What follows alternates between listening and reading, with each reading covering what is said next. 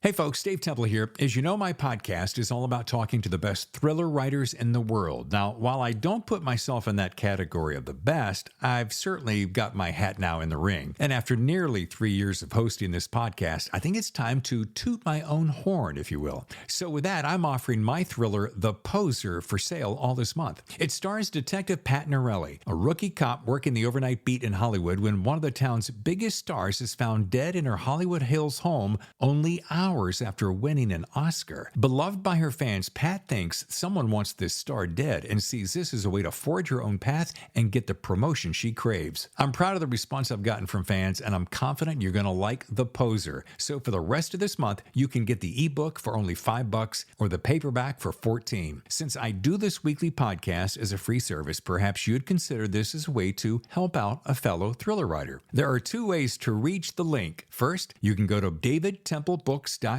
scroll down to see The Poser, click, and you're on your way. Or head over to Amazon. You can find it there. Again, davidtemplebooks.com or Amazon. Thanks in advance for your support. And now, on with the show.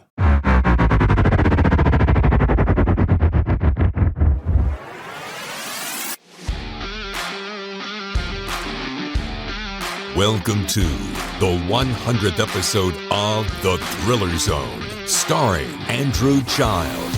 Hello and welcome to The Thriller Zone. I'm your host, David Temple, and we are celebrating our 100th episode. Cue the balloons and the confetti and the... Okay, I didn't have the budget for any of those added elements, but Andrew Child is our special guest for the 100th episode.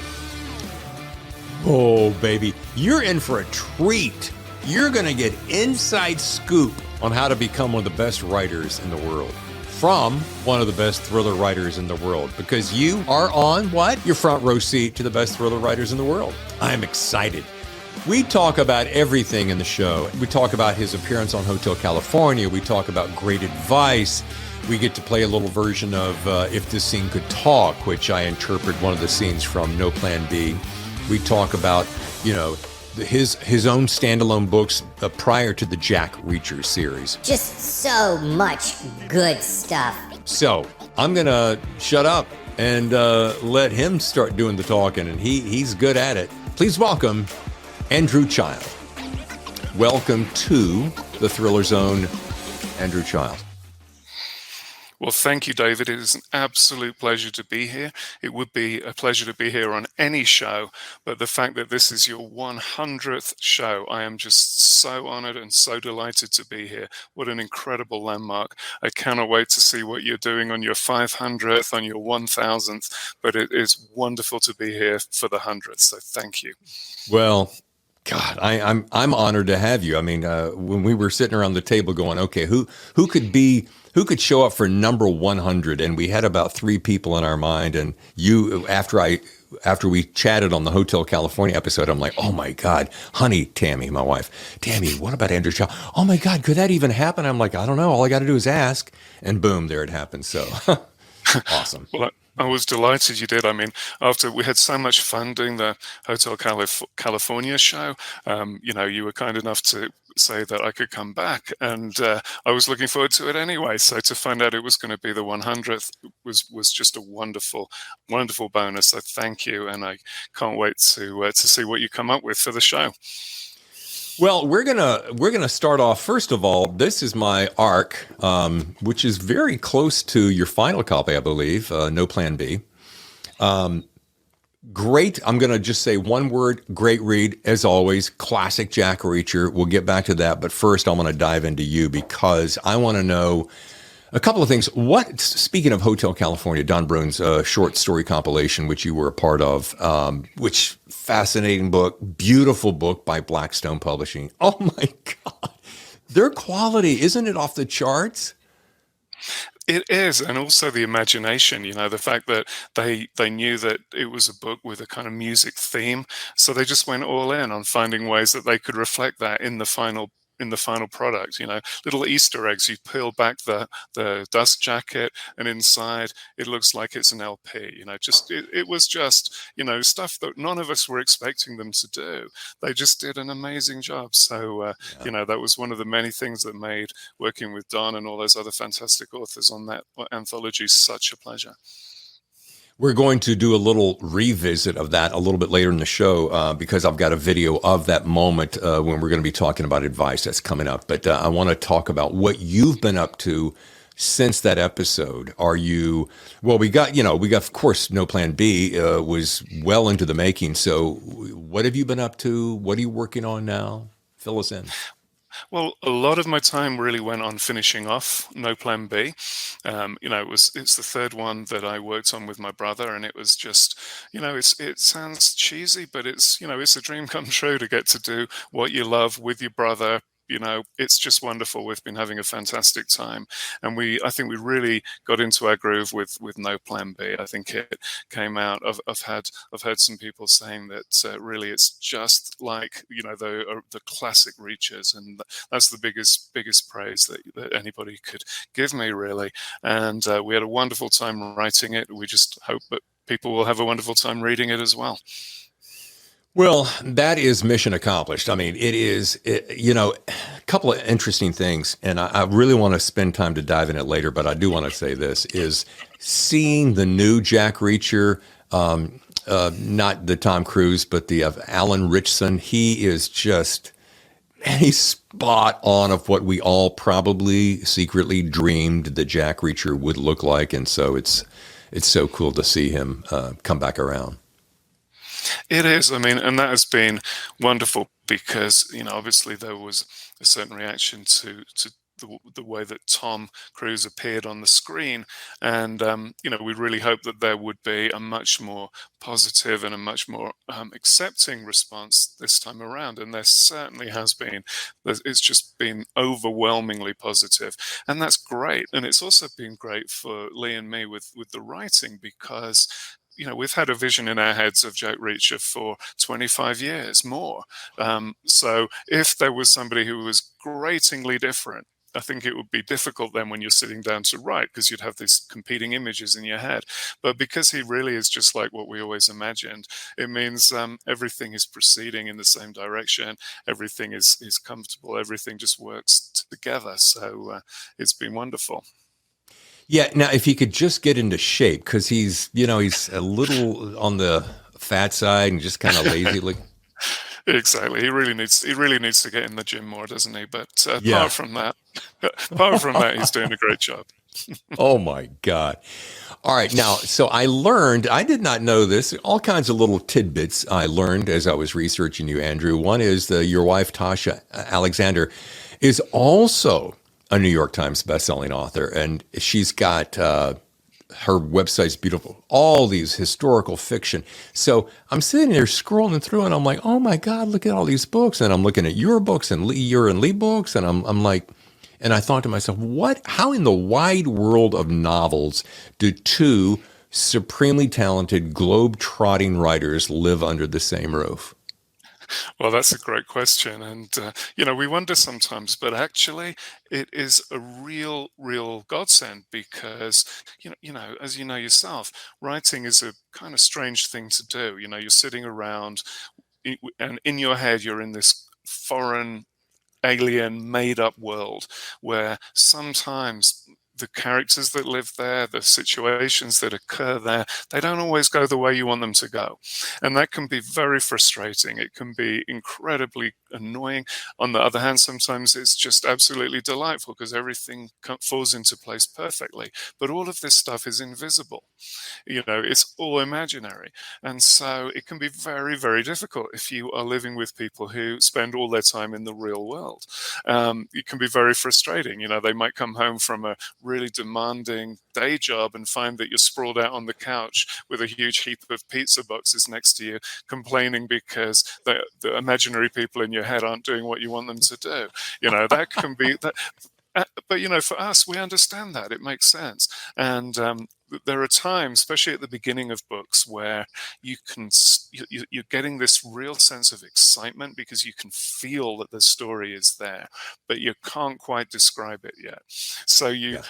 you sound like a lunatic. You say, oh, it's fantastic. I've got this great idea because this guy is in this place and he's doing this thing to this other guy. He's doing this other, and it sounds ridiculous. But, we get it. We understand. Okay, so that's where they are in the process. This is going to be great because, it's kind of ignition time. Everything is about to start rocketing. And that's a wonderful feeling. And it's great to understand it when the other person is having it. And, you can feel good for them because you know what they're going through. Same if they're feeling frustrated, or everybody has a different thing. There's a certain point in every book where Tasha starts to think, oh my goodness, where is this going? What's happening?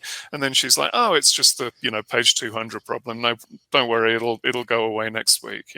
And so yeah, it's very nice to have someone who understands what you do. And the other thing about it is that when you get close to the end of a book, you've been working on it for so long, it's really difficult. You're so close. It's really difficult to really judge whether it's any good. You can't, so you need somebody who you can really trust to read it for you and say, yep, you're okay. You can send it into the editor, or absolutely not, run for the hills, go apply for a job at Safeway, So, Yeah. somebody, because it's the worst thing in the world is somebody telling you that your work is okay when it isn't. If there's a problem, you need to know about it so you can fix it. So having somebody that is telling you the truth and not just blowing sunshine is invaluable. Yeah, and to that exact same point, my wife is we're right brain, right? That's the highly creative, right? I hope Yeah, so. 'cause right, Yeah. as in right. She's left brain, so she gets off on spreadsheets and analysis and data, which makes my head swim worse than vertigo. And it's like you mentioned balancing a checkbook, and I can literally just break out into hives. But the good thing about that is, when I'm done with the first draft, I can feel completely comfortable because she's an avid reader. I hand it to her and I'm like, okay, go away, read it.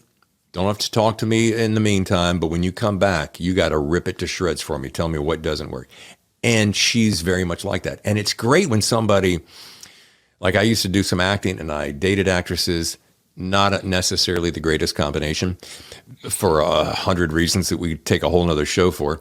But you need somebody to give you that feedback that's, okay, Dave, I know you loved this part, but you've already said it. Get rid of that.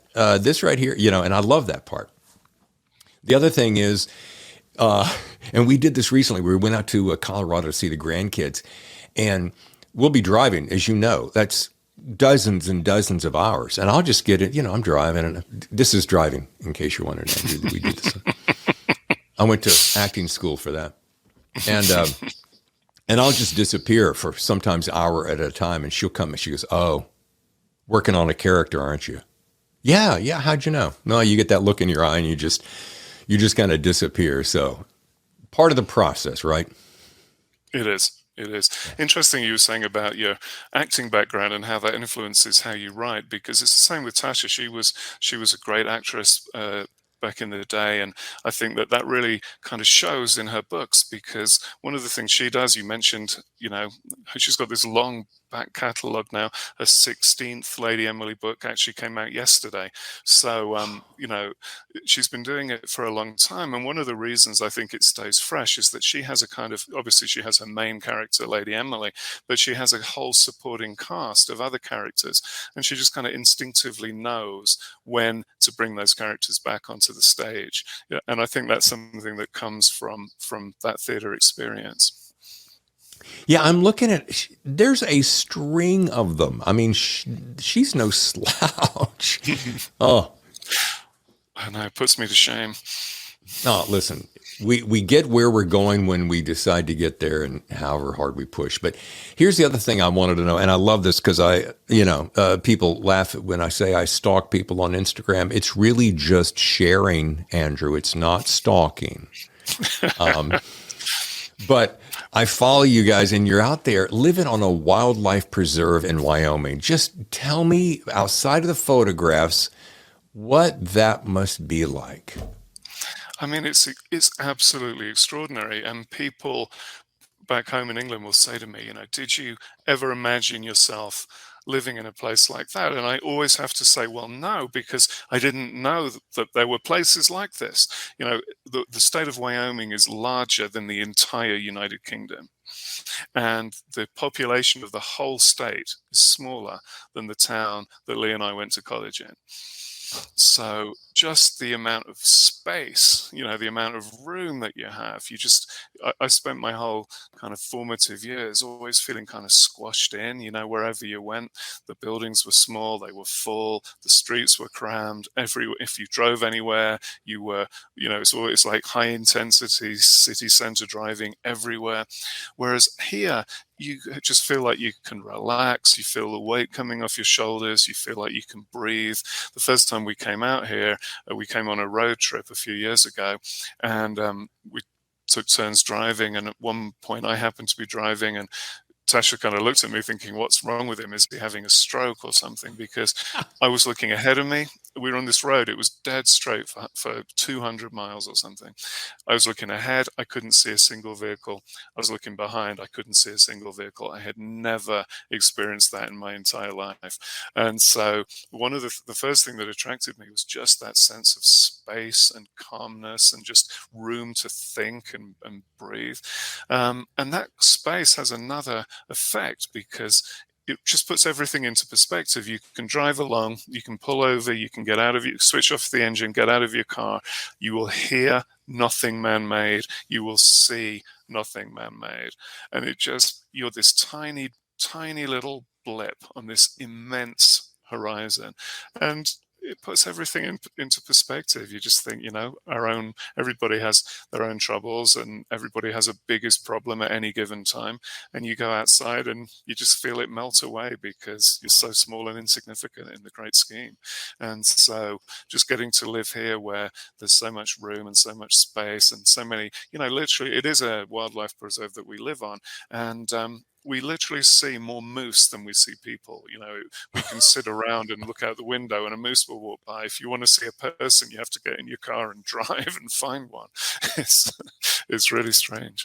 That's brilliant. Oh, and there's this one view where there's two chairs sitting on the deck with this vista to just beat the band. I mean, and I think when it comes to there's another feature we do on the show from time to time called Show Us Your Writing Space. And I'm thinking, well, that would be the writing space I would choose right there with that vista. Absolutely. Although actually in the room where I do work, I've kind of had to position my computer to kind of block the window because otherwise you just, 3 or 4 hours will go by and you've done nothing but stare at the view. So, it's the opposite because before we lived in Wyoming, we lived in the center of Chicago, and I used to swear that there must be a spy camera in the little room where I work because every single time I went to sit down, someone would start jackhammering the street outside, or they would start refurbishing the fire escape, or they would start tuck pointing the building, or the neighbors would decide that they needed to tear down their apartment and rebuild. There was always some horrendous racket or sirens going by or motorcycles. Something was going on 24 hours a day. And it was distracting. Yeah. Whereas here, curiosity, what part of Chicago did you live in? We lived in Lincoln Park. Oh, so okay. There was just the part we lived on a place called Lakeview Avenue where it did what it said on the tin. It was an avenue with a view of the lake, and it was a lovely place to live, but very, very noisy, very hectic. All right, so you were on Lakeview. Do you know where Diversey is? The next street Absolutely. north? Yeah. Right. I lived right on the corner of Diversey and Sheridan. I know that well. Yeah. Great view of the lake. Great view of the city. It was in Al Capone's summer home. Old building, renovated, beautiful. Yeah, such a fun city. Yeah, there's some lovely buildings in that area. There was one near us that had been owned by the Wrigley family, and it was constantly for sale because mainly because of the property taxes in Chicago, they were so high, But if you went in, we once went pretending that we could afford it, and just the quality of the fit, the woodwork was unbelievable. I doubt very much if you said, I want the same thing, you probably couldn't get it, because that kind of wood, the kind of skill and experience that go into working with it probably don't even exist anymore. The whole of the top floor of the building was a ballroom with a sprung floor. It was just outrageous, this place. Man, and talking about quality craftsmanship advice, we're going to talk about that. I want to take a short break to let our sponsors do part of the job. But when we return, we're going to discuss advice that you shared on a different episode, as we mentioned at the top of the show, Hotel California. And it's one that has not only become a game changer for me, literally, but folks, you're going to love the simplicity of it. And the minute you really absorb it, you're going to go, oh, I want that. So I'm with Andrew Child. We're on the Thriller Zone. We're going to take a short break. We'll be back in a moment. Stay with us. Your host, David Temple here. Hey, before we get back to the show, I thought I would throw in this one quick note. I have had authors approach me who want to actually advertise on the show. And I'm like, that's cool. I love that idea. I mean, think about it. We feature the best thriller writers in the world. You're one of the new up-and-coming thriller writers in the world to be, and you have a book coming out. Our rates are super reasonable. We're easy to work with, as you know, and we all want to work together to make success for all of us. Just reach out to us here at The Thriller Zone at thethrillerzone@gmail.com. Let's talk rates. Let's talk details. Let's do something together in the new year. I think you'll like it. Now, back to the show.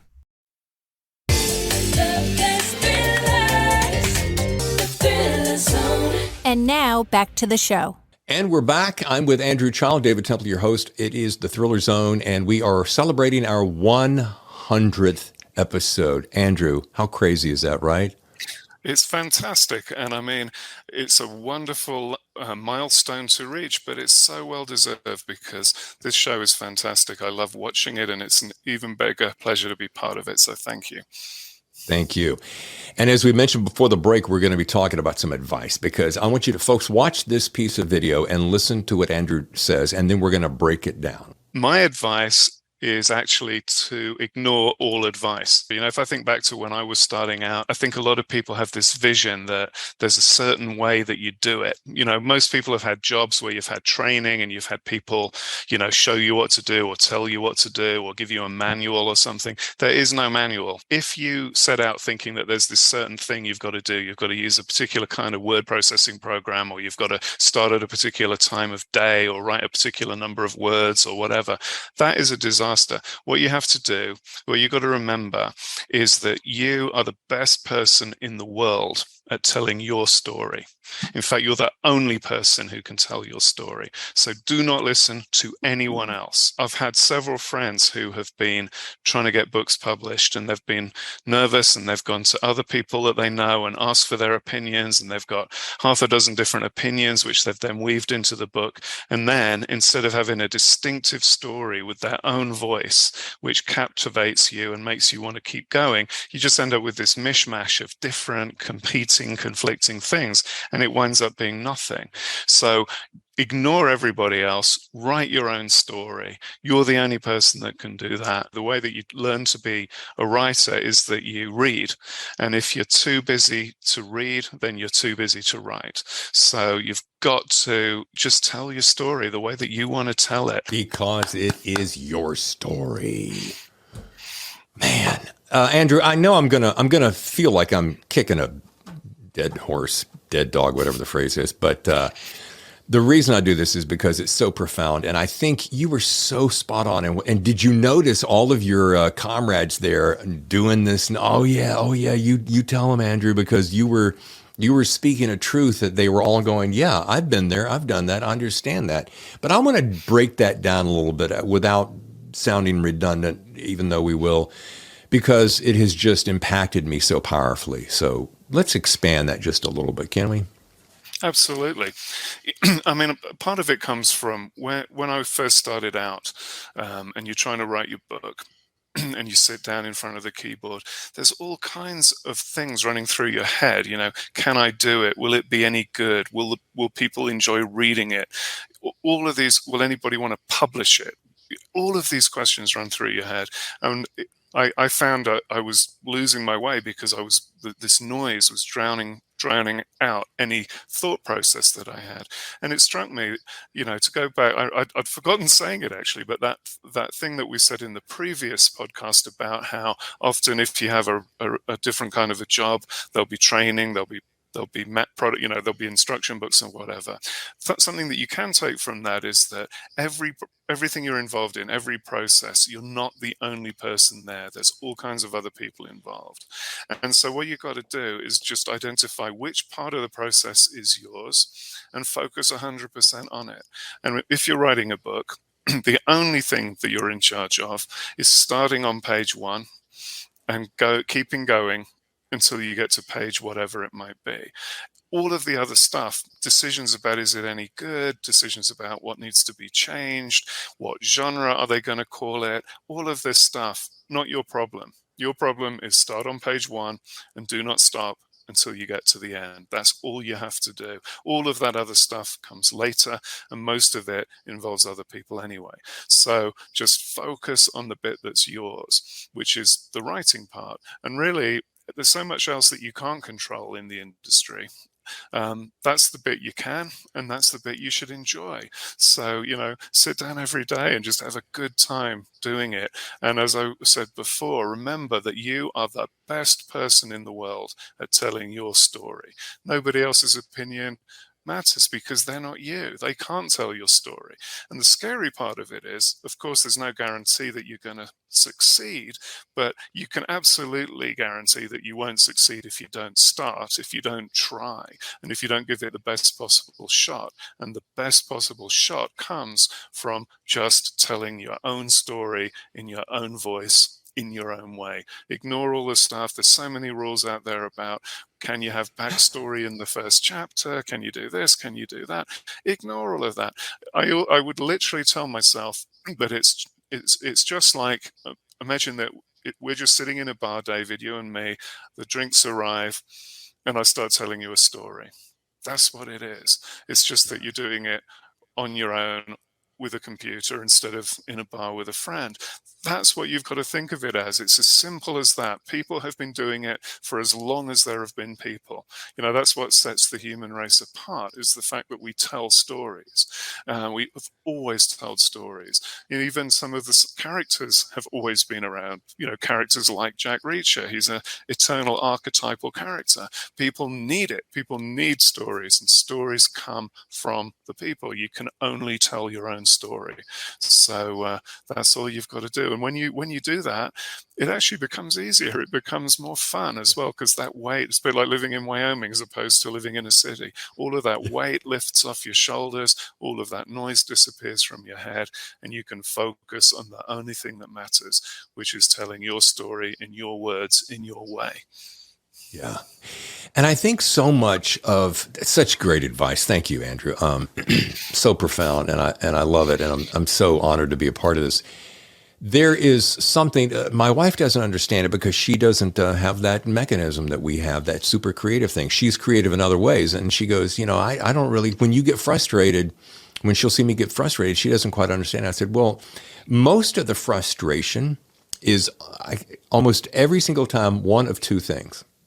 One, to your point, oh, but I read where so-and-so said that you should, it should be act 1 and act 2, and it should break this way. And I'm like, maybe it's because I'm a natural rule breaker and I just don't really like following rules. Maybe because I was brought up in a preacher's house, so I'm a PK and I just like rules. Yeah, take your rules.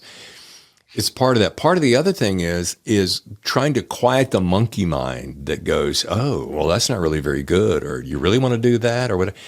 If I could ever get those two voices to shut the hell up, I'd be so better off, But that's the part about remembering, what your job is, and remembering which part of the process is yours, because the second monkey telling you about or whispering, oh, that's not very good, no one's going to like that.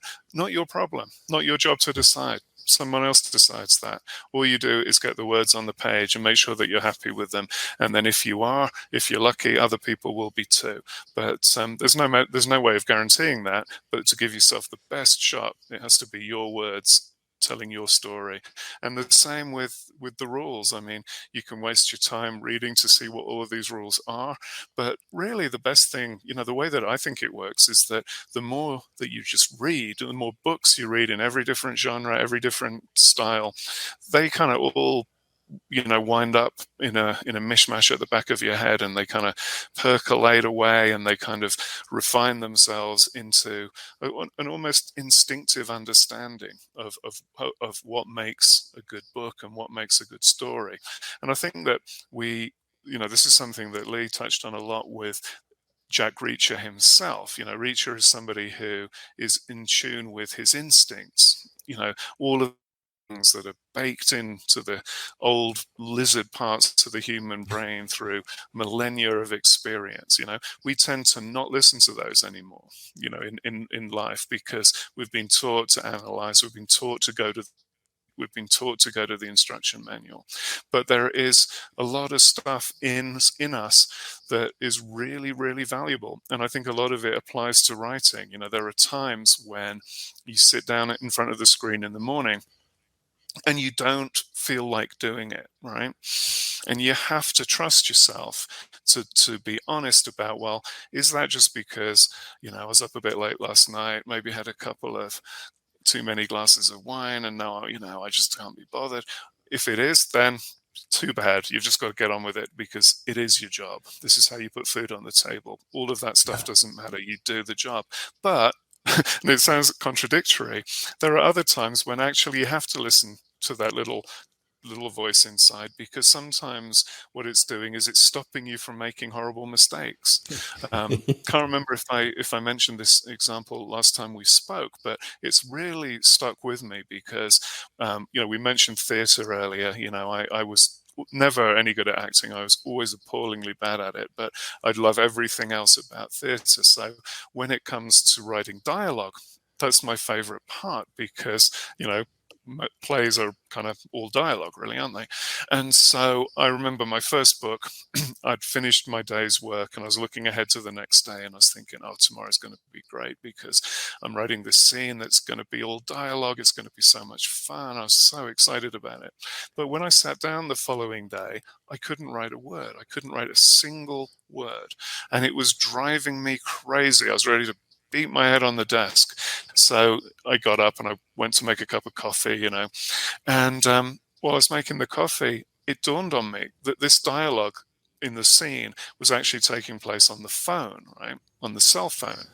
And I remembered 2 days before I'd written a scene where the hero had lost his cell phone.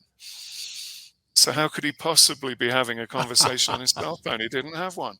So I had to write an extra little scene that I hadn't anticipated, where he went and got one from somewhere. And being the kind of character he was, it didn't pop down to the local store, if you know what I mean. Right. So he acquired a cell phone. And then, of course, he could have the conversation because he had a phone again. And once the phone was in his hand, the scene flowed, and it was a lot of fun to write. And I was amazed, because evidently there's some kind of safety net process going on in your brain, but it doesn't quite articulate it in a way that you can latch onto immediately. But it's there, and it's saying to you, no, stop, you're making a mistake. Yeah. Wait, and so that's one of those instinctive things that you have to learn to differentiate between. When you can't get the words down, is that because you just need to try harder because there's nothing really to stop you, or is it that subconscious safety net kicking in and saying, no, there's something not right here, you need to fix the problem before you plow on?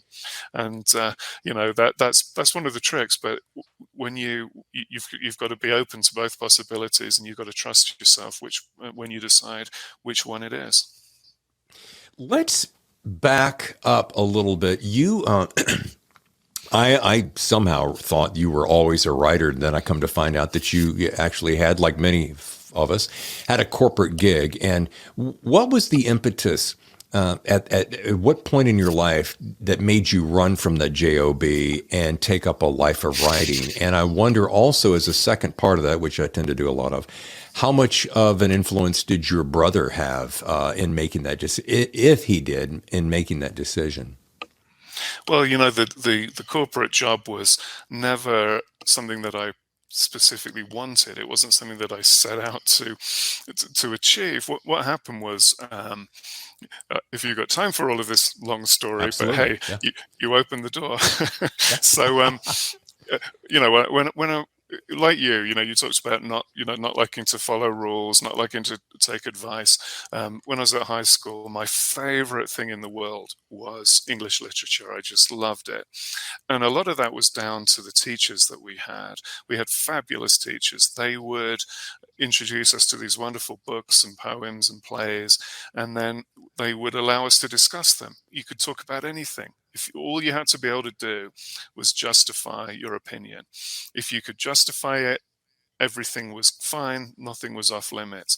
And so I wanted to do English literature at university because I thought it would be the same, only kind of bigger and better and even more fun. And all my teachers said, no, Andrew, you don't want to do that because, you might talk a lot, but you're not actually very good at English literature. So really you should do something else like economics or whatever. And I wouldn't listen to them. I insisted on doing English lit. And, I got to university and I discovered that it was nothing like what it had been at school. It was horrible. You had all of these tutors who were these internationally renowned professors. And if you suggested something different, if you had an interpretation of a book that was different from theirs, they didn't think, oh, great, we can have a lively debate. They took it as a sign of insubordination or something, And I actually got kicked out of one class. It was back in 1986. I remember the class. I remember the guy.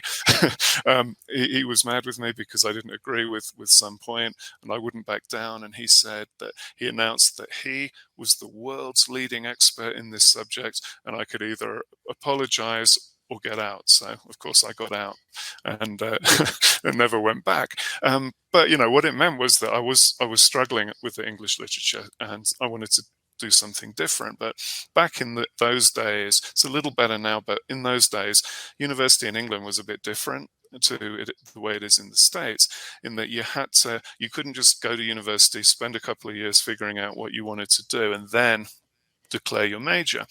You had to apply for the major that you wanted to do, and then you were kind of stuck with it. The only way to really change dramatically was to drop out and then come back the next year. And to my dad, that sounded like failure, and failure was not acceptable. Right. So the most I could do was switch to doing a dual English literature and drama degree. So then at least I had something other than the literature and the theory and all of that. And, it was brilliant because you would be writing stuff and you'd be building the set and making the costumes and doing the lighting and doing the sound. I loved it. So at the end of the time, you know how it is, you're doing something for a course, there's always an assessment or an exam or a test, and you wait until you've passed that, then you have to move on. And there were 6 of us, and we were saying, well, no, wait, we liked all of those things. We weren't ready to move on just because the curriculum said that it was time. So we figured before we get trapped into the whole 9 to 5 thing, why don't we set up our own company and do our own stuff? So we did. And we had a couple of years of just absolute fun. It was unbelievably good. We were very organized. We had a business plan. We got money from the government. We did all sorts of stuff. And we did everything we originally set out to do. It took longer than we thought, of course, but we did it all. We did a national tour. We went to the Edinburgh Festival. We did a lot of good stuff. But at the end of it, we'd achieved everything we originally set out to do. So we sat down to say, well, what's next? And various people wanted to go off and do different things. And me, I was just broke. I was sick of being broke. I was sick of walking past the store and looking at the stuff in the window and thinking, oh God, I wish I could afford some of those things. And I couldn't. Yeah. So I thought, okay, I'll get a normal job for a couple of years just to, fix the hole in my bank account, and then I'll do Sure. something fun again. And so this is pre-internet, of course. So you couldn't just Google for vacancies. What you had to do in England was get the Sunday Times. That was where all of the graduate jobs were advertised. So I got the copy of the Sunday Times, and I was extremely scientific. What I did was I cut out all of the adverts and I arranged them in order of the highest starting salary. And I applied for that one, and managed to blag my way into getting the job, and that was in with British Telecommunications, so kind of like AT&T is in the States. Right. And that was it. I kind of got caught. I got dragged into the corporate machine, and wound up there there, and I had spells at a couple of different companies for like 15 years. And you can wind up with a mortgage and all of this stuff. It's hard to break free. And after a while, for a spell, any new job is interesting because there's stuff to learn. There are the people are generally the plus side of jobs, aren't they? And, the work is generally the downside, I've always found. So, it's fun while you're learning it, and it's nice to make friends. But then after a while, it gets bad. And I just did not flourish in the corporate environment. I wasn't kind of cut out to be a worker bee or whatever. So I didn't do very well. And after a while, I just started thinking about I wanted to leave. Well, what it was I'd started, because I couldn't go to the theatre much anymore because I was always on the road. So that meant I was reading all the time instead. And I realized, without meaning to, I was reading kind of spy fiction, crime fiction, adventure, action, all that stuff. And one day I was reading this book. Started out one of those books that are just the best books, where you get completely sucked in. Everything is brilliant. You cannot wait to find out what happens. You'll stay up all night. You won't get off the bus. So great. But then I got to the end of the book, and it was awful. It was terrible. And all I could think about was, what was the author thinking? He set up this possibility. Why didn't he exploit it? He had this Oh, character who showed these. Why didn't they do that? Why didn't he I had all of these questions. And what they did was they kind of formed an itch that had to be scratched. I had to find out if I could do it. And so, to the second part of your question, by this point, yeah, my brother was obviously really well established and doing really, really well. And what that meant was I could find out from him how the game works, because I like things to be very simple and very visual. And so from talking to him, what I understood, if I quit my job and tried to become a writer, I was essentially running one of those races with hurdles. The first hurdle is you've got to write your book. right. Second hurdle is you've got to find an agent, and the third hurdle is they've got to get you a deal. And so I thought, okay, I understand what I'm dealing with here. That was the advantage Right. of having a relative in the industry.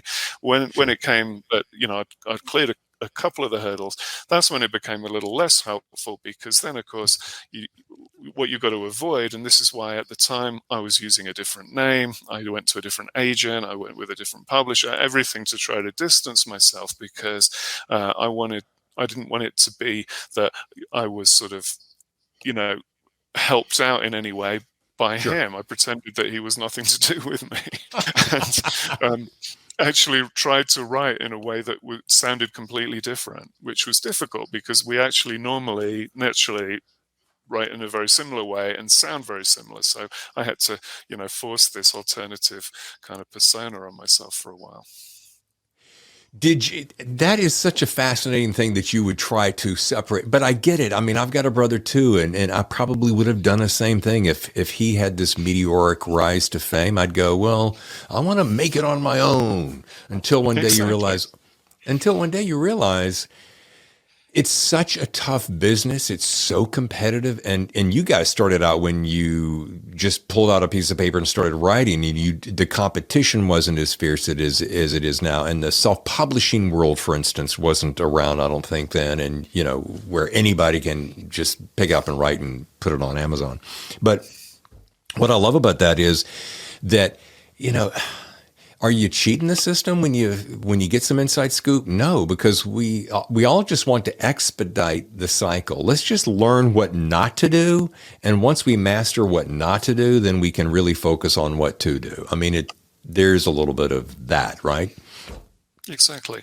Yeah, and just as I said, for me, I just like to understand. If I'm entering the playing field, I want to know, well, what does it look like? What are the rules? What do I need to do and what do I need to not do? So it just helps to know the environment you're in.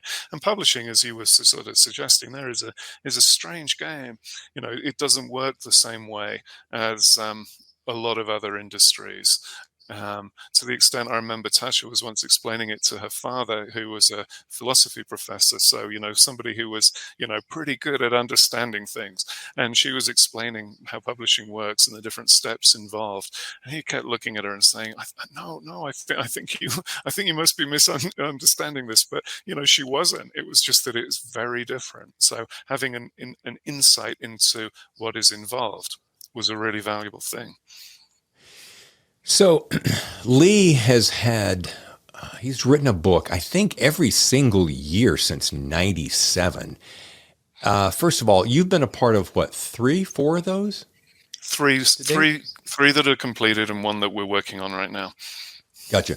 So there may be some people in my audience who don't know that you have had several books under your real name, Andrew Grant. And I want to mention those books just for those folks who'd like to go back. And like me, when I discover somebody new, I always want to go back and find out how you got there. So we have Even, Die Twice, More Harm Than Good, Run, False Positive, False Friend, False Witness, Invisible, and Too Close to Home. Did I hit them all?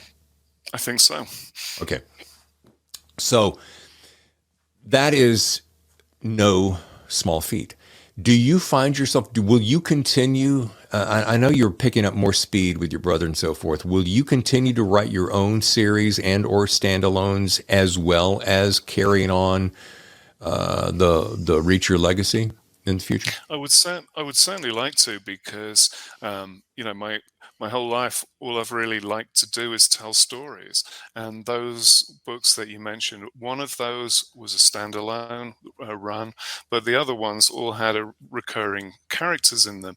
And I had lots more ideas. I had lots more things that I wanted to do with those characters, particularly the final couple, which were involving a character who I always just thought of as the janitor. His name was Paul McGrath, and he was ex-military intelligence, and he wound up working.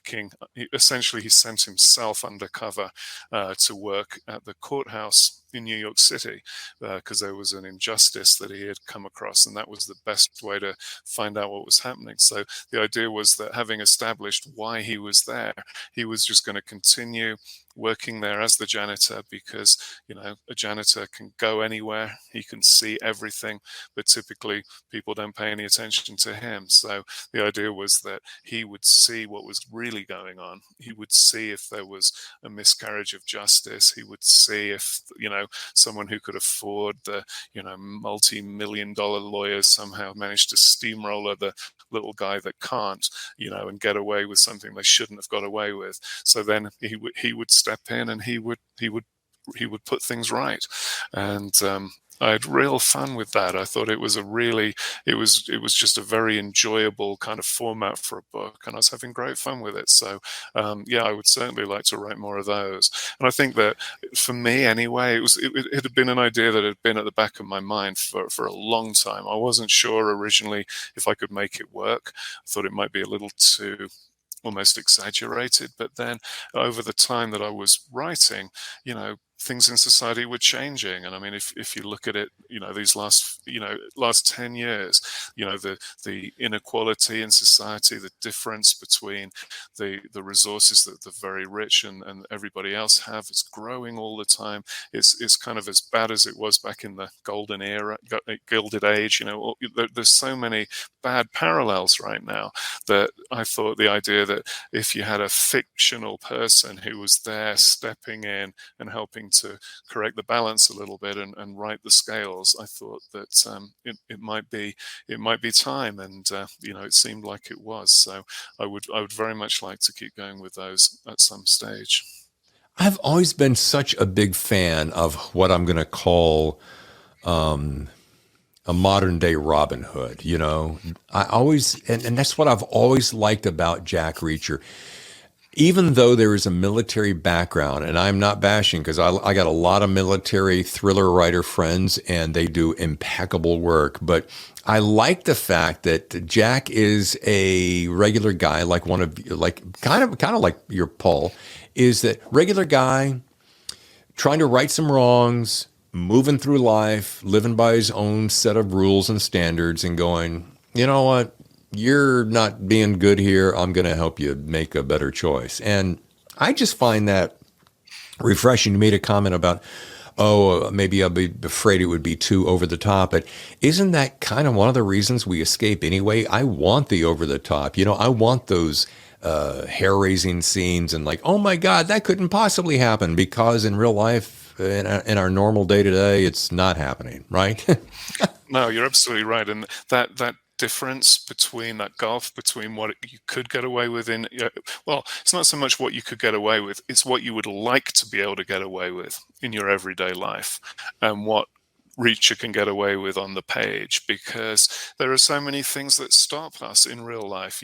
We would get arrested, we would lose our jobs, we would wind up getting divorced. There are we would go bankrupt. There are all kinds of things that would stop us.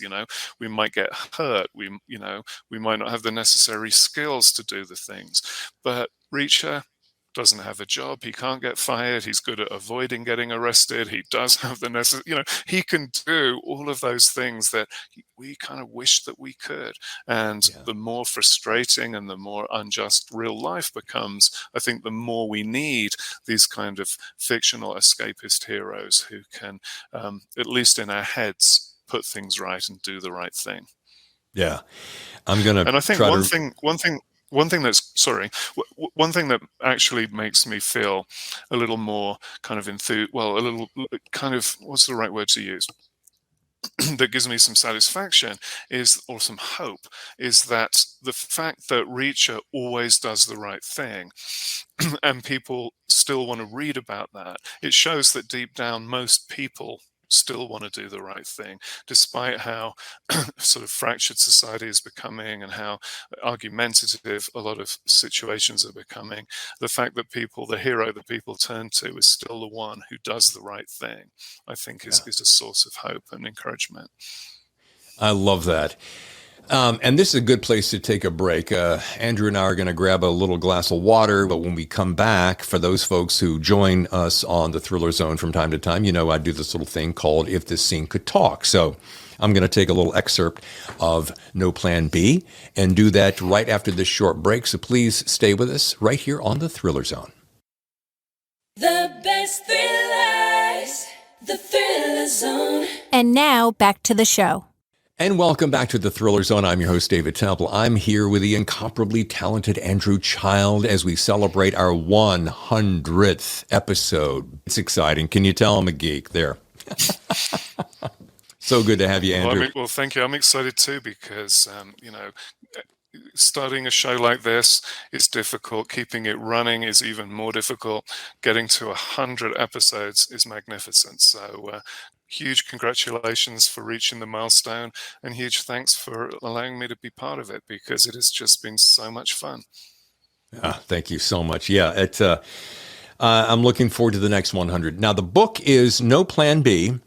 It's a hell of a read, as you would expect from Mr. Child here and his brother, Mr. Child, two Childs. It's just fascinating. We are giving away 2 copies of this book, and all you really have to do, it's so friggin' easy. Send us an email to thethrillerzone@gmail.com. That's it. And just tell us where you listen. What city, what country? We're big. Andrew and I are big travelers. We love to talk to people from all parts of the world. And as I look at the statistics on my show, I'm heard all around the world, and that's so fascinating. I love it. Reminds me of my days on the radio. But just tell us where you live, and why you want the book. That's it. I want to because I want to read it. Give me a little bit more than that, but that's all you got to do. We'll draw a name. Now, as you are familiar with the show, we do this thing called If This Scene Could Talk. Here is a little episode of If This Scene Could Talk. Jack Reacher had lost count of the number of people who had pointed guns at him over the years. Often the person with their finger on the trigger was angry. Sometimes they were scared, or determined, or elated, or relieved. Occasionally they were calm and professional. But Hannah Hampton had an expression on her face that Reacher had never seen in that kind of situation before. She looked embarrassed. She said, "I'm sorry. 99% of me thinks I'm wrong, that I'm crazy. But I have to know for sure." Reacher said, "Know what?" "Why you showed up at Sam's door." "I told you why." "You told me a story. How do I know it's true?" "You talked to Detective Harewood. He confirmed it." Hannah shook her head. "He confirmed what you were doing, looking at Angela's murder, not why." "I'm helping him out." "Why?" "Angela was murdered. So was Sam. Someone should do something about that." "Yes, the detective should. It's his job. And he has the whole police department to back him up. Why does he need your help?" "He's facing some institutional obstacles." "Such as?" "That doesn't matter. The only thing that matters is whether you want Sam's killer to go free.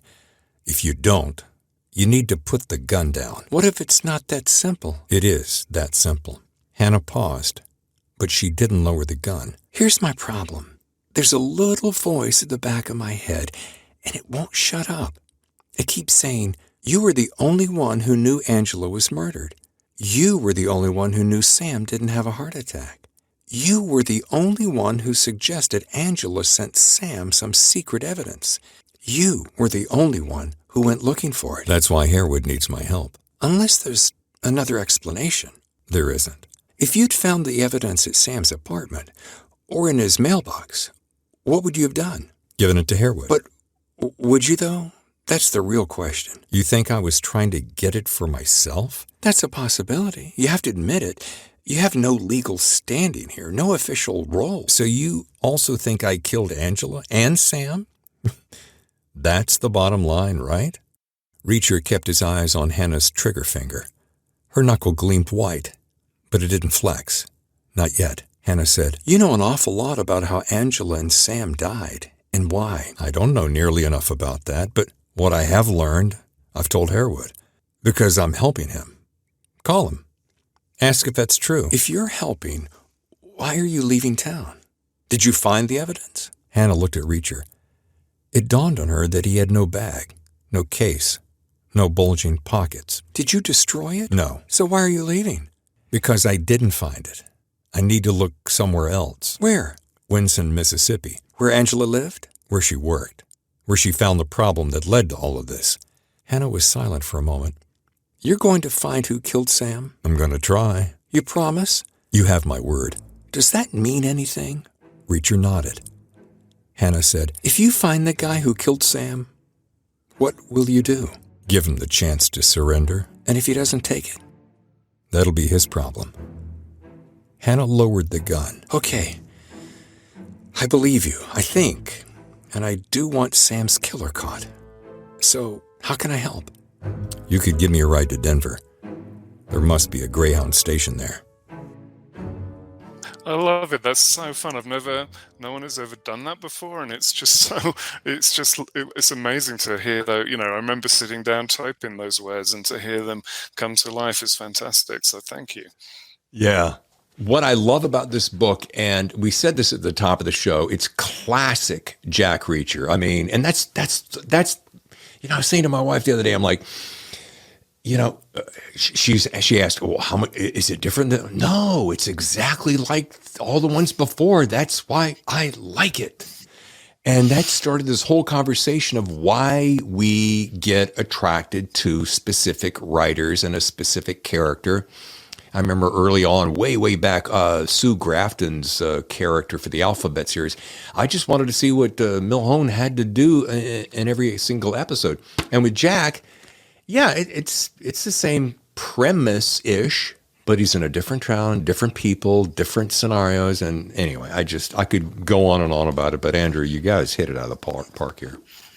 Well, thank you so much. And, you touched upon some of the things that, are the most difficult to deal with when you're talking about a long running series, because I guess the way we always talk about it is, our father was Irish, so he could get away with these kind of things. And he had this expression that something needed to be the same, only different. And so, that's what we try to do with Reacher, because nobody wants to find out that he's suddenly become a kind of tree hugging vegan or something, right? Not that there's anything wrong with tree hugging vegans. It's just that if you like the character of Reacher, you don't want to find it suddenly different. You want to find that you want that consistency. You want that kind of familiarity that you look for. I mean, as a reader, every year for 24 years, I was waiting for that next Reacher because I loved Jack.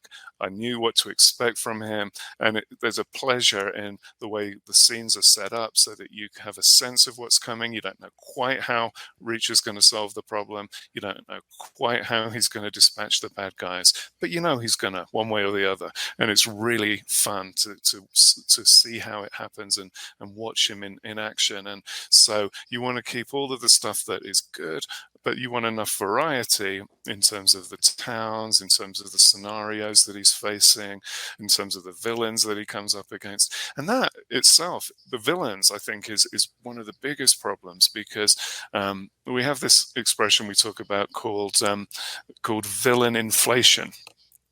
Right, which is that, say you have a scenario in one book where somebody's going to explode a nuclear bomb in New York City, and he's defeated. Well, what happens in the next book? Is it going to be 2 nuclear bombs, but in Los Angeles? And then is it going to be 4 nuclear bombs in Chicago? How do you control it so that it remains plausible and it remains relatable? So one of the things we always try to do is make a big component of what makes the bad guy bad, make it something that is human, make it something that's on a reasonable scale, make it something that you can sort of relate, that you can recognize in people that you deal with.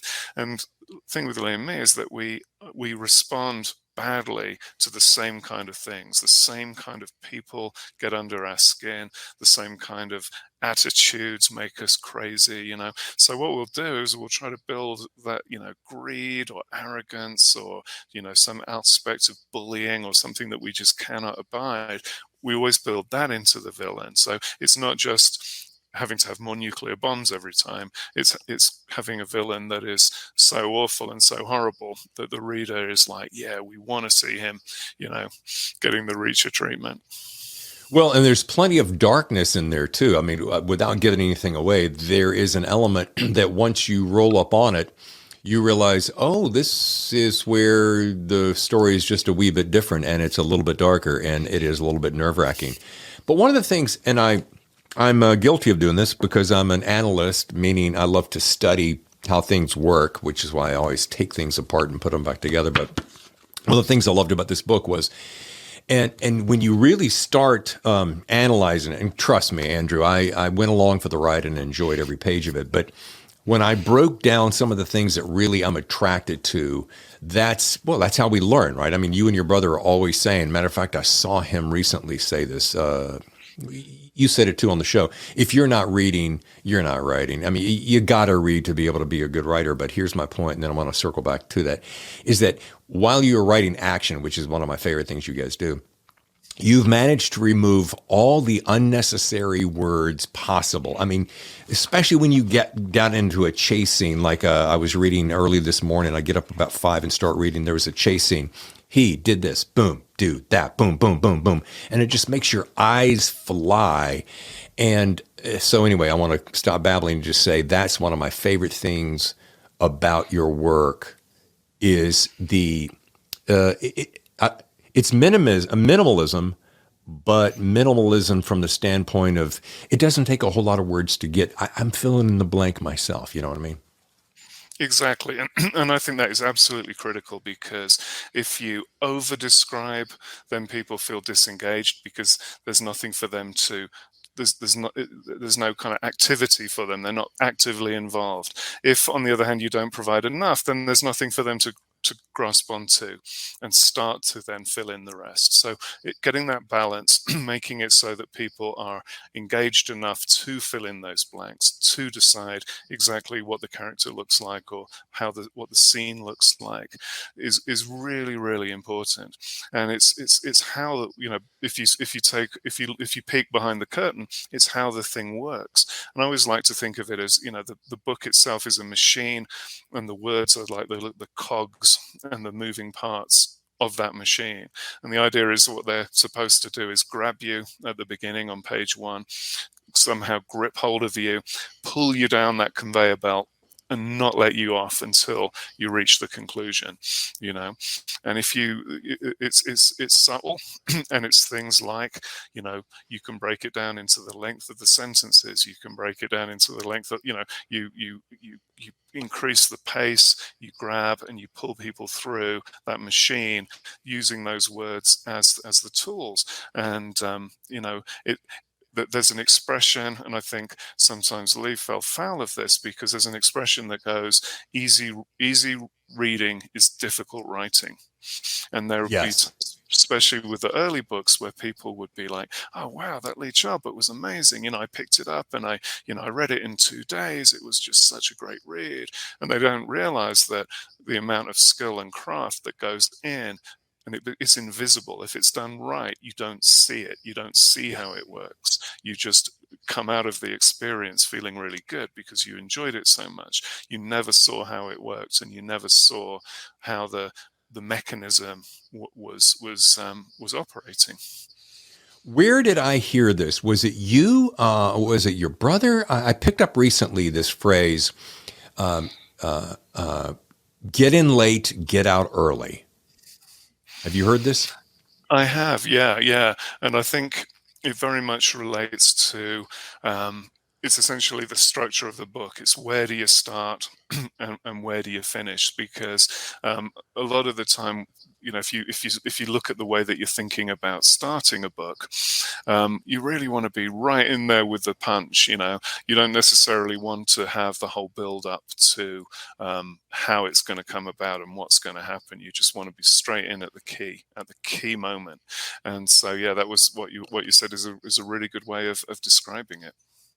Yeah, it's like, don't tell me, they got up in the morning, they went to the restaurant and they sat down and the guy had a gun in his pocket and he talked about this. No, just be there and have the guy reach, right? So there's I don't know if maybe I'm getting on your doctor's couch right here, Andrew, but while prepping for the show, I saw on Twitter, Alan Ritchson is, touting the return of the series. And then that night I dreamt about him, and I dreamt that we were in a scene together. And as I was thinking about it this morning, I'm like, were we in a scene together, or were we in a dream as in life? And isn't life all of it? Isn't all of this kind of a dream after all? Which, that's a long conversation. We'll have another day. But I just found that interesting that I would, I'm preparing for the show. I see him mention this on Twitter. I turn around and dream about him. No, I don't have a man crush on him, although it would be easy to do. And I'm just like, wow, what is that all about? Doctor, can you help me with this?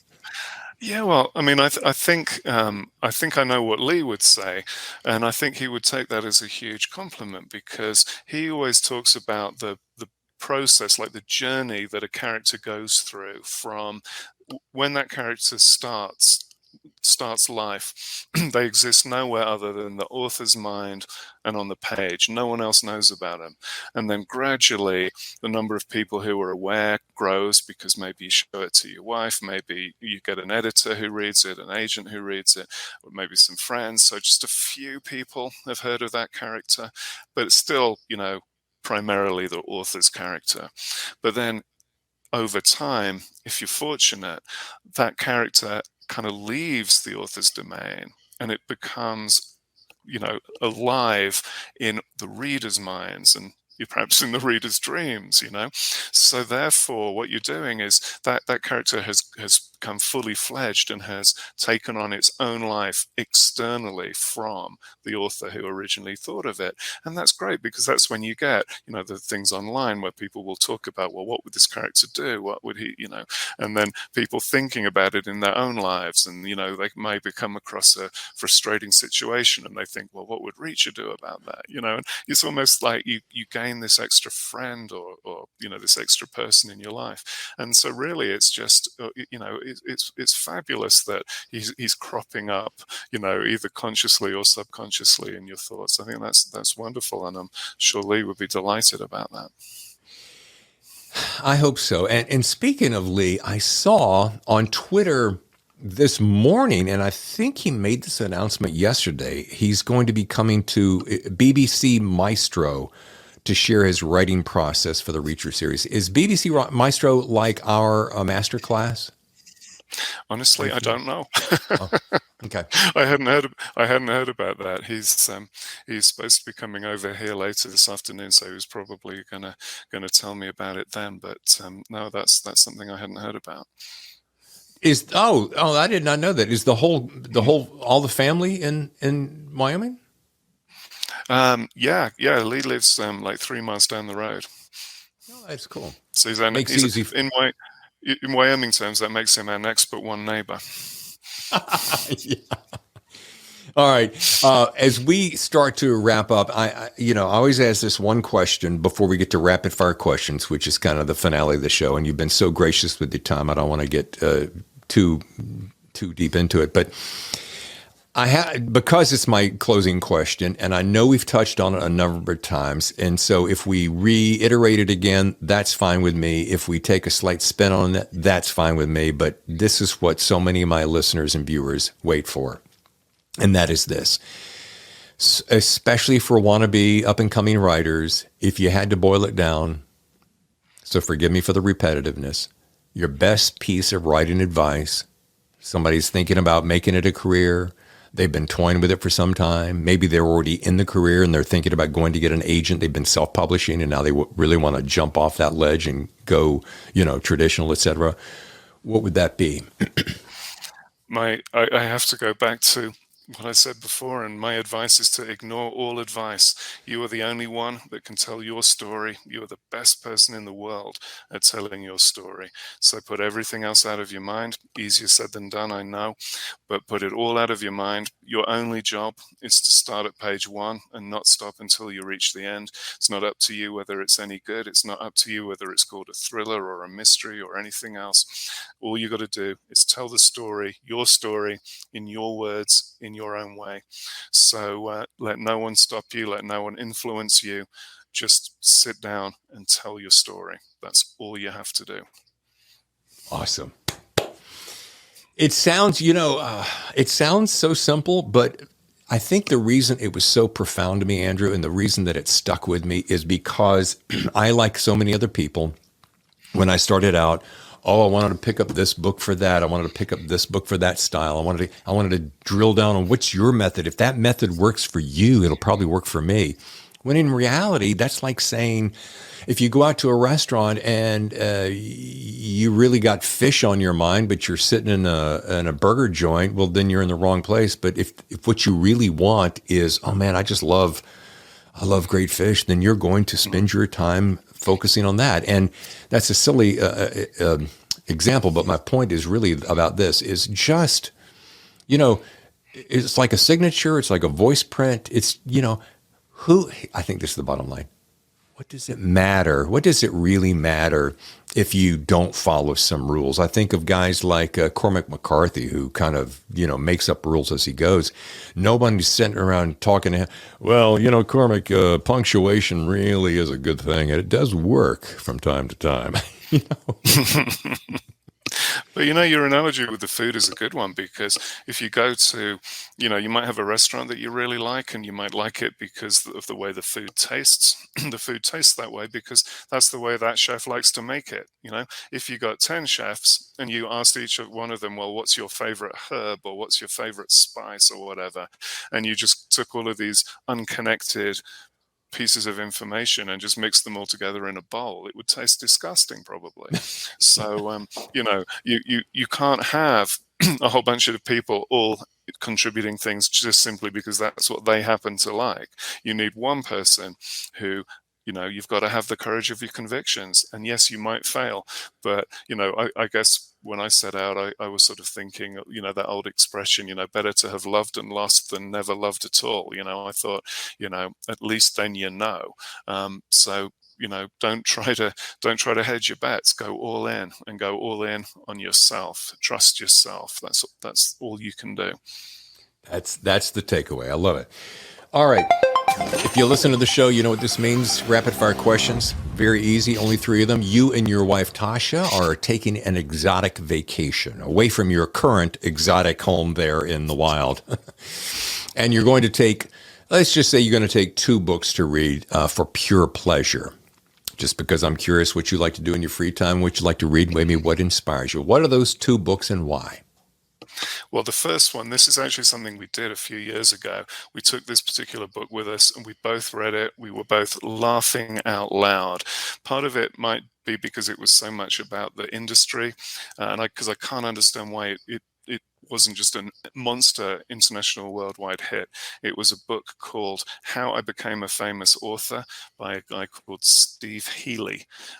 Absolutely tremendous book. I don't know how long I've got to talk about this, but the idea being this guy, he felt terribly betrayed because his girlfriend at college, it turned out that when they were supposed to be taking their second nap of the day, it turned out that she was sneaking off and studying for the law school exam. So this guy's sort of bumbling through life, not doing too much, and he finds out, he gets a wedding invitation from his ex-girlfriend who's marrying, she's now super successful. She's marrying this incredibly successful lawyer and everything is going to be wonderful. And this guy can't show up at their wedding, a hopeless loser. So he decides that what he'll do to impress everybody is he will become a famous author. So it's this kind of hilariously ridiculous account of how the guy becomes this success. It's brilliant. It's got like spoof New York Times bestseller lists in there. It's got every kind of cliche and character that you recognize from the industry in there. Wonderful, wonderful read. And I think the other book, if I was going to take another book, I would probably, if it was vacation and I was wanting something that was kind of familiar and reassuring, I'd reach to one of the books that I've always loved to read. I'd probably take something like one of the Len Deighton Samson trilogy. Well, he did 3 trilogies, 9 books about this character. I'd probably just pick one at random and just dive back into it, because those books were very formative for me, and I just always love reading them. Isn't it interesting, the books that you read either as a child or in your younger career, where it just had some kind of a special impact and it imprints something on you that when you become this writer as you have, that you can glean from that and go, oh, there's a lesson I learned there, and maybe I can weave it into this character. Absolutely. And what I liked about the Samson books was that they kind of weaved this, and it was when I was sort of thinking about, could I become a writer? Because it's a big change. It's can you do this other completely alien thing? And in the early books in the trilogy, you had Samson and his wife both working for MI6, both spies. So, one would be, it was before the wall fell, one would be off trying to extricate themselves from East Berlin, the other one would be looking after the kids and getting them off to school on time, and then maybe the following week it would be the other way around, and there was problems because no one had remembered to buy the cornflakes, because they were too busy escaping from the Stasi or whatever. And this idea that you could be, have one foot in one camp and one foot in a completely different camp, it kind of, gave me the belief to go for it. I mean, in a kind of weird and bizarre way. And, he had so many unbelievably cool kind of fieldcraft details in those books. Yeah. One thing that I remember, he was talking about, if you were an MI6 agent and you were going to be sent to, say, Hungary, when it was still behind the Iron Curtain, they actually had, for example, a Hungarian dentist working for them who would remove all of your English fillings and all of your English dental work and redo it the way that it was done in Hungary, and the same Czechoslovakia, same all of those countries, so that that was the level of detail they went to. Every last thing was attended to, and other details like, if you were a Russian, if you were part of the Russian diplomatic delegation to New York, in other words, a spy, a lot of those fellows wanted to really dive into the kind of the luxuries that they hadn't had at home. And a lot of them would start wearing a lot of jewelry, neck bracelets, necklaces, those kind of things. But what they would not wear was rings. Because say you got called back to Moscow, say something went wrong and you were instantly recalled to Moscow, you could bin a necklace, you could bin a bracelet, but if you take off a ring, what happens? You're left with a mark on your finger. So they never wore them, because you couldn't go back to Moscow with any sign that you'd been, indulging in Western decadence. And so one of the little telltale symbols, that the counterintelligence people would look for would be, well, if you saw a guy, festooned with all of these, expensive items of jewelry, but no rings, that would be something that they would take into account. So all of those little details, I just love, puts you into someone else's shoes. You can imagine a little bit what it would be like living and doing one of those really high pressure jobs. Yeah. Oh my God, I love the details. And now, all right. Number 2, on that same trip that you're taking, are you or Tasha in charge of the musical entertainment, and what is the genre or band of choice? Very good question. And I think it wouldn't really be the kind of thing that broke into either one of us being in charge of it, because we do have pretty similar taste in music.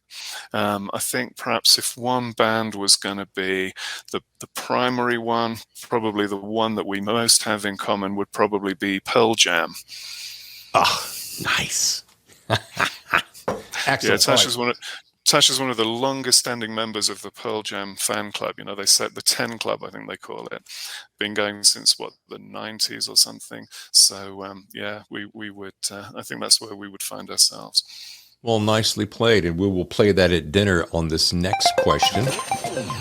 One of my faves. You and Tasha are invited to join Tammy and myself for dinner at our home here in San Diego for a little change up from out there in the wilderness. All we ask is that you bring 2 more people to make it 6, which we think is kind of like the perfect number for an intimate dinner party.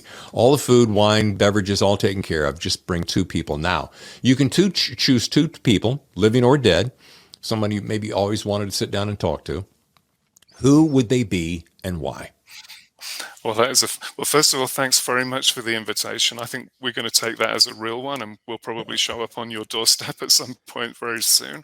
But as for the guests, I mean, it's so difficult, isn't it? I think that one thing I've been thinking, I mean, we've talked a lot today about books and about words and about how they work, and so I cannot ever get, if ever I start thinking about this, I cannot get away from someone who was born very close to where I was born in the UK, William Shakespeare. I would love nothing more than to be able to just see if he could even explain how he did what he did, or maybe he was just one of those intuitive people where it just came naturally, because the way that you talked about the economy of language in the Reacher books, the way that he can express or could express so much with so few words just blows my mind. The opening of Richard III, now is this summer of our discontent made glorious summer by this son of York. The plays on words, son as in male child, son as in, just unbelievable how much he could convey in so few words. So I would absolutely want to find out more about him. And then as somebody else, goodness me, it would be very difficult to pick.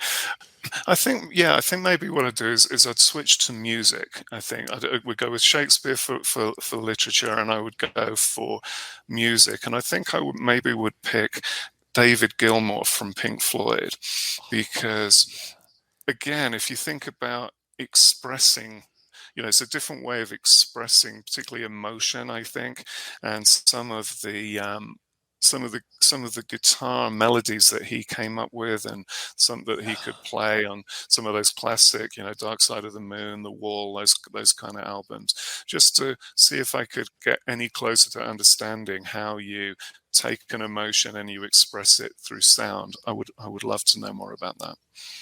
It's funny you should mention Dark Side of the Moon. I picked that up recently and played it again, and was harkened back to high school, and I thought, the orchestration, the phraseology, the craftsmanship of the tools that they're ready. Oh, and isn't that the personification of really classic music, rather, not classical, but classic, is that it stands the test of time and you can listen to it over and over and over and over again and you never tire of it. Absolutely. And then one thing though on that I remember is that you talk about listening to it when you were in high school or whatever. And there was one song on Dark Side of the Moon that I really, really liked. It seemed very profound, but there was a line in it that said something like, "And then one day I found 10 years had got behind me." And that was, I was like 15, 16, and 10 years is such a massive part of your life. I was thinking, well, the rest of the song works fine, but this idea that 10 years, no, too much. And then you come back to it at our age now and you think, only 10, would it not be 20 years, 30 years? You reconnect with old friends sometimes and you realize you hadn't seen them for 20 years. And looking back on it, that's just an extra perspective that I hadn't picked up on at the time, is how your view of time changes, and how units of time that sometimes at one point in your life just seem, infeasibly large, all of a sudden now they seem like a blink of an eye. Yeah, no kidding. Well, we have run out of time, folks. Once again, the book is No Plan B. We are giving away 2 copies. Just send us your, thethrillerzone@gmail.com. Tell us why you want the book and where you're calling in or listening from, and we'll do that. But if you'd like to learn more about my friend Andrew here, andrewgrantbooks.com. Of course, you can also hit up jackreacher.com. I have a pretty good feeling, Andrew, that Jack Reacher is going to be around for a very long time, wouldn't you say? Well, thank you, David. I absolutely hope that he will. But, that is ultimately down to everybody listening and watching today. So, as long as people want to read about him, I will be delighted to continue writing about him. And I could not finish without saying, once again, thank you so much for giving us not only an hour, but an hour and a half to help celebrate our 100th episode of The Thriller Zone. This has been just a dream come true. Well, it has been for me too. It's been an honor and a privilege, and more than that, it's been a pleasure. So thank you. And I hope we can do this again soon. All it takes is another book. That was just such a pleasure. Thank you so much. It's amazing to be on the 100th show, but if you'd have me back on any other number of show, I would be delighted. Count on it, brother. Count on it. Fantastic. Well, thank you so much. My love to Tasha. Speaking of Tasha, next time we'll have to have her crash the party, and we'll talk about her books. Let's do that. That would be fantastic. She would like that. I would love it. Yeah. Awesome. All right. And we must have that dinner sometime. I like that idea. We would love it. We've thrown this out to several people, and so far a couple have joined us. And dude, we live in, you live in paradise. We live in a different flavor of paradise. We're literally 1 mile to the beach. We walk along the beach every day. So it's fantastic. Pretty heavenly. Love it. Excellent. All right, brother. Well, you take good care, and we will talk soon. Thank you. Cheers. Episode 100. Did I tell you, was it great? What a gentleman. What a scholar. What a talent. Andrew Child, again, the book is No Plan B. On book stands and available just a couple of days from now. 10/25 it drops. Are you a Jack Reacher fan? Well, then you're going to read it. You're going to read it. No Plan B. There you go. He, along with his brother Lee Child. You probably heard of him. So thank you once again to Andrew. Thank you for being here on episode 100. Who's on next Thursday's show? Oh, she was on the show before, Wanda Morris. anywhere you run. Have you met Wanda Morris before? She's one of the sweetest, most talented, down-to-earth gals I have ever met. And she's from my neck of the woods, Atlanta, Georgia, near Carolina. She is on next week's show. And I'm telling you something, it is going to be remarkable to sit down with Wanda Morris. Her career has taken off. So join us for that. Now, 100 is a big milestone. I want to make it 200. I want 500. I want 1,000. If you know anything about me, I work really hard at getting what I want, and I'm loving this show. I hope it shows.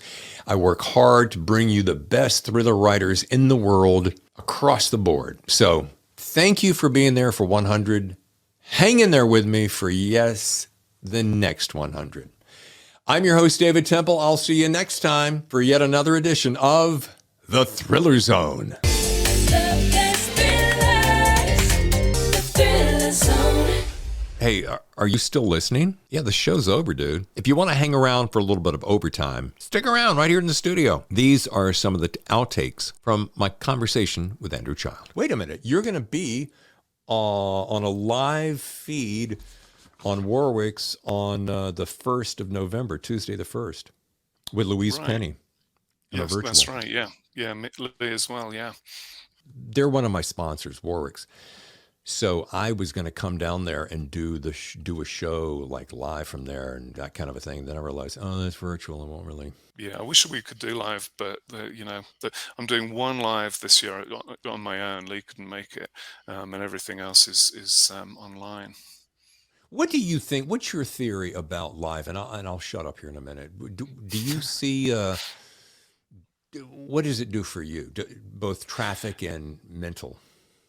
Well, it depends whether you mean like a live broadcast or a in person at a store, because it's the old sort of thesp in me. I love the live in person in the store because you get the feedback instantly. You tell, everybody has a sort of certain amount of material that they generally run through, but you can adjust on the fly. You can tell, oh, people are responding to jokes tonight, so you throw in more, or oh, that one didn't land at all, better be more serious. So you can really adapt as you go much more easily if you're in a room with people, and you can sort of sense their energy a bit more. You can sense how it's going and feed off that a little bit.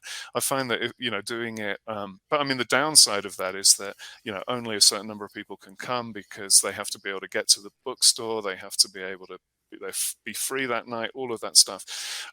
Whereas the stuff that it doesn't affect me, I don't find that much of a difference between whether it's recorded or whether it's kind of being broadcast live.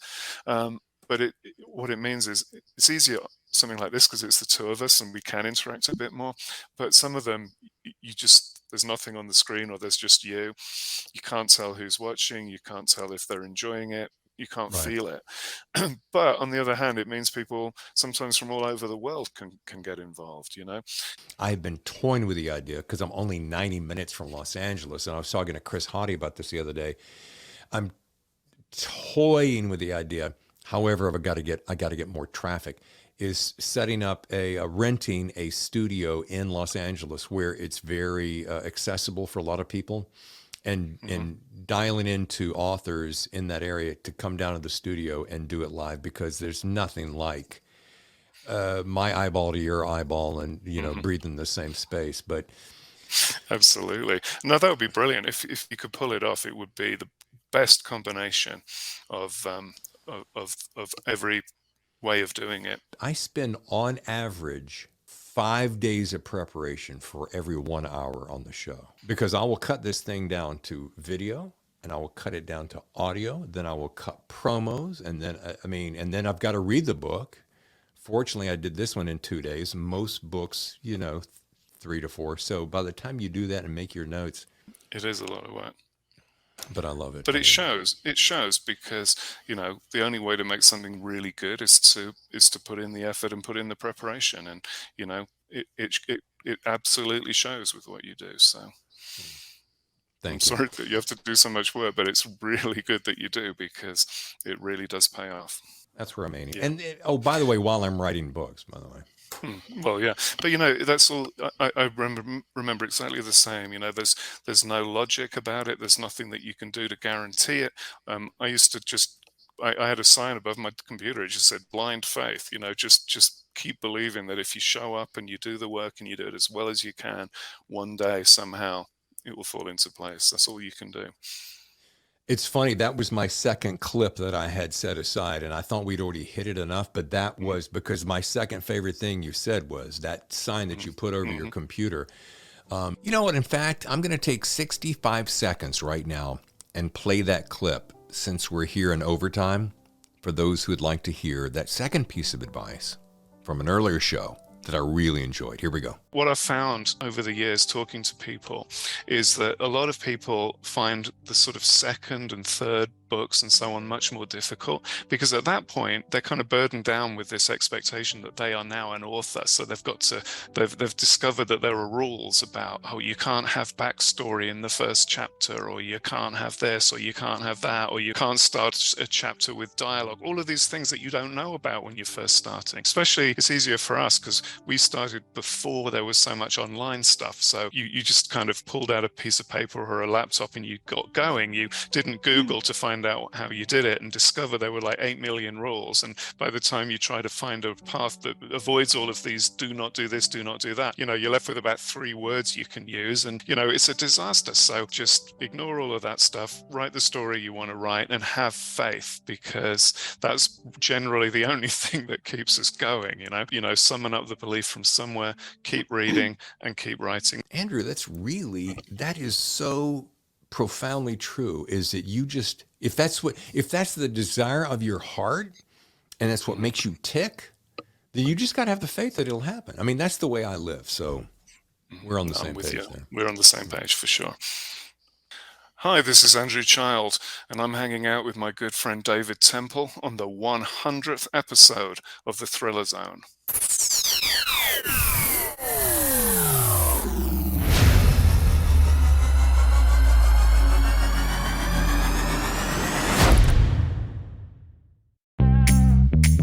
Dave Temple here with the Thriller Zone. Do you remember when you were a young kid in school and when you did something out of the ordinary, you got a gold star for it? Pretty nice, right?